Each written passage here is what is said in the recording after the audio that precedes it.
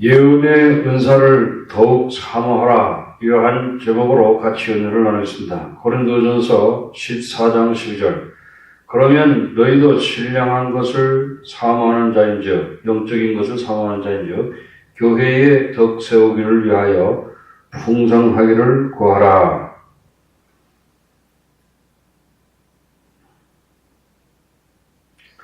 그리스도인 공동체는 하늘나라와 같은 것입니다.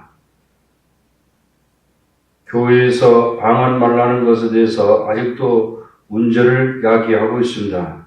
그래서 우리는 방언 말라는 문제를 명확히 해야 합니다.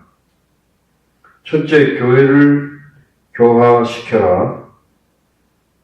고린도전서 14장 1절, 사람을 따라 구하라. 신령한 것을 사모되 특별히 예언을 하려고 하라. 여기서 고린도전서 13장에서는 사랑의 방법에 대해서 말씀하는 것을 보았습니다. 사랑은 가장 중요하며 모든 은사를 사용하는 데 기준이 되는 것입니다. 우리는 사랑의 방법을 따라야 합니다. 우리는 열심히 영적인 은사를 사모하되 특별히 예언을 사모해야 할 것입니다. 예언의 은사는 무엇입니까? 히브리 말로 예언이란 나비입니다. 문자적으로는 대변인입니다. 선지자는 하나님을 대변하는 사람입니다. 구약에서 선지자는 하나님의 메시지를 하나님의 백성에게 전하는 사람이고, 선지자가 전한 말씀은 성경이 되었고 이사야와 예레미야와 같습니다. 신약에서 예언의 은사는 약간 다릅니다. 히브리서 1장 1절에 옛적의 선지자들로 여러 부분과 여러 모양으로 우리 조상들에게 말씀하신 하나님이 이 모든 날 마지막에 아들로 우리에게 말씀하셨으니 이 아들을 만유의 후사로 세우시고 또 저로 말미암아 모든 세계를 지으셨느니라. 이제는 더 이상 선지자를 통해서 하나님은 말씀하지 않으시고 오직 아들을 통해서 말씀하십니다. 성령은 그리스도를 우리에게 알게 하여 주십니다. 요한복음 16장 14절에 그가 내 영광을 나타내리니 내 것을 가지고 너희에게 알리겠습니다. 여러 면에서 예언의 은사를 받은 자는 성경을 통하여 그리스도를 알게 하는 사명이 있습니다. 예언을 하는 것은 성경을 통하여 이 예수님이 누구이시고 예수님이 무엇을 하셨는지를 알게 하는 것입니다. 어떤 사람은 예언하는 것이 미래를 말하는 것이라고 생각합니다. 미래를 말하는 것은 일부분이지만 그 강조점은 하나님의 말씀 속에서 그리스도를 드러내는 것입니다. 열매 맺는 성경교사는 예언의 은사를 가진 사람들이라고 말할 수 있습니다. 교회의 지체들은 하나님의 말씀을 사랑하고 하나님을 사랑하는 것입니다. 우리는 하나님과 하나님의 말씀을 사랑하는 것이 필요합니다. 하나님의 말씀 없이 사랑만 있다면 교회 안에는 신자들이 병든 신자들이 있게 될 것입니다. 반대로 사랑이 없이 하나님의 말씀만 있다면 교회는 바리새인들로 가득 차게 될 것입니다. 그래서 바울은 사랑의 길을 따라갈 것과 특별히 예언의 은사를 사모하는 것을 말씀하고 있습니다. 그러면 우리 교회는 건강하고 열매 맺는 교회가 될 것입니다. 첫째, 방언은 자신을 덕을 세우고 예언은 교회의 덕을 세우는 것입니다. 방언을 하는 사람은 다른 사람이 알아듣지 못하는 말로 자신의 영으로 하나님께 비밀을 말하는 것입니다. 고린도전서 14장 2절에 방언을 말하는 자는 사람에게 하지 않고 하나님께 하나니 이는 알아듣는 자가 없고 그 영으로 비밀을 말하니라. 방언의 은사는 하나님과의 개인적인 관계를 세워가는 것입니다. 그러나 예언으로 사람들에게 말씀을 전하는 자들은 사람들이 이해할 수 있는 말로 전하는 힘과 용기와 위로를 주는 것입니다. 고린도전서 14장 3절에 그러나 예언한 자는 사람에게 말하여 덕을 세우며 권면하고 안위하는 것이요 방언을 말하는 자신의 덕을 세우는 것이고 예언을 말하는 자는 교회의 덕을 세우는 것입니다.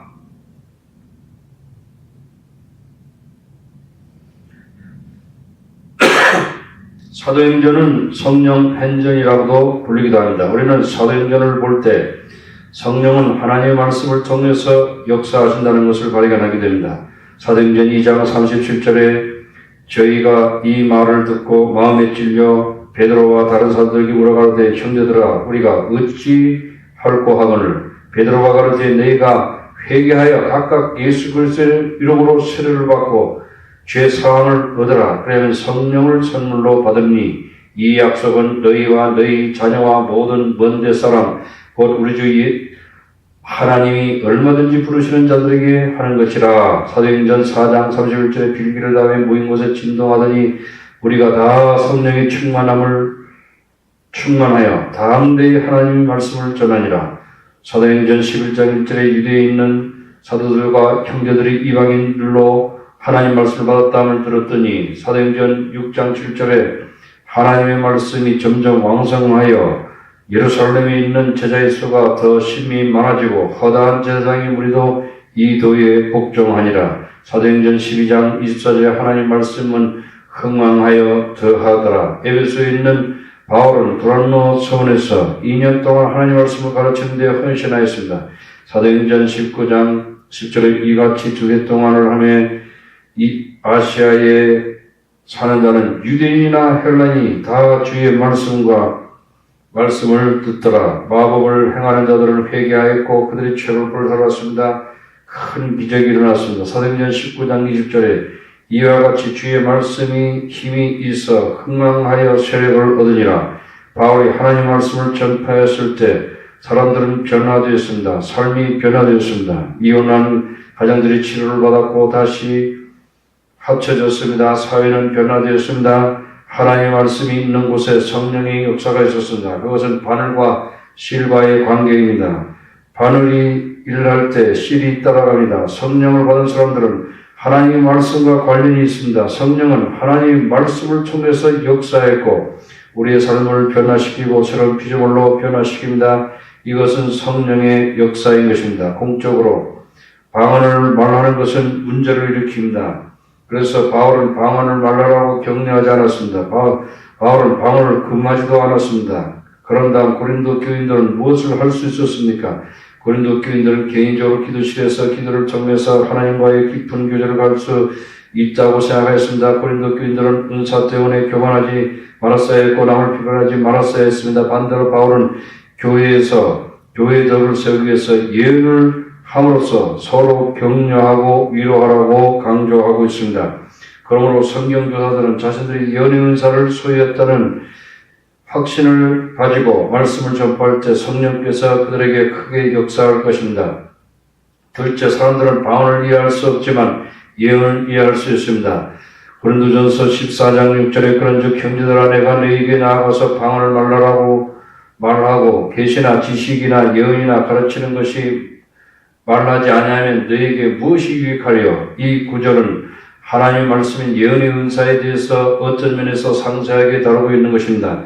예언의 은사는 사람들이 변화되고 이해할 수 있고 영적으로 성장할 수 있기 때문에 유익한 것입니다. 고린도전서 14장 7절에 혹 저나 검은고와 같이 생명 없는 것이 소리날 때에 금이 분명하지 않으면 그 부는 것인지 검은고를 타는 것인지 어찌 알게 되리요? 만일 나팔이 분명치 못한 소리를 내면 누가 전쟁을 예비하리요? 이 구절에서 바울은 음악 악기의 예를 들어 사용하고 있는 것입니다. 하프나 플룻은 아름다운 소리를 냅니다. 아름다운 소리를 낼 수 있을 때 음악가들은 열심히 연습을 하고 오케스트라처럼 적절하게 연주를 할 수 있습니다. 악기나 아름다운 소리를 내지 않을 때 짜증나는 소리를 낼 것입니다. 트럼펫은 군대에서 메시지를 전달하는 유익합니다. 기상나팔 소리와 전진하라는 소리와 태각 소리 등등을 낼 수 있습니다. 악기가 특별한 소리를 낼 때 분명히 행동할 수 있습니다. 그렇지 않을 때 군인들은 혼동하게 되고 많은 실수를 저지르게 될 것입니다. 바울은 언어의 예를 들고 있습니다. 모든 종류의 언어들은 의미를 가지고 있습니다. 만일 언어를 이해하지 못할 때 우리들은 외국인이다라고 말하게 될 것입니다. 그러므로 우리들은 복음을 전할 때 이해할 수 있는 말로 전해야 됩니다. 그렇지 못할 때 연관성을 갖지 못하고 복싱 선수가 허공을 향하여 주먹을 나누는 것과 같은 것입니다. 그러므로 우리는 복음을 전할 때 교회 지체들과 어떻게 효과적으로 복음을 전할 것인가를 생각해야 하는 것입니다. 우리는 적절하고 적당한 언어를 사용해야 됩니다. 고린도전서 14장 13절에 그러므로 방언을 말하는 자는 통역하기를 기도할지니 내가 만일 방언으로 기도하면 나의 영이 기도하거니와 나의 마음은 열매를 맺지 못하리니 입니다. 고린도전서 14장 16절에 그렇지 아니하면 너희 영으로 축복할 때에 무식한 처지에 있는 자가 내가 무슨 말을 하는지 알지 못하고 내 감사에 어찌 아멘하리요. 그러나 우리가 영과 마음을 사용할 때 사람들이 은혜를 받고 아멘할 수 있을 것입니다. 이와 같은 방법으로 우리는 교회의 덕을 세울 수 있습니다.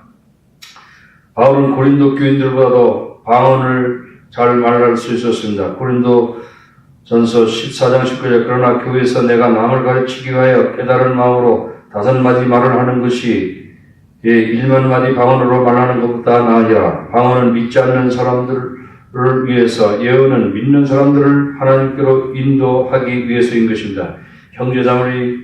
형제들아, 지혜에는 아이가 되지 말고 악에는 어린아이가 되라. 지혜는 장성한 사람이 되라. 어른들이 남을 감싸줄 수 있지만 아이들은 자기 중심적이 됩니다. 어른들은 무엇이 옳고 무엇이 잘못되는지를 알 수 있는 능력과 지혜가 있습니다. 교회에 무엇이 사람들에게 덕을 세우는지 무엇이 사람들에게 덕을 세우지 못하는지 아는 지혜가 필요합니다.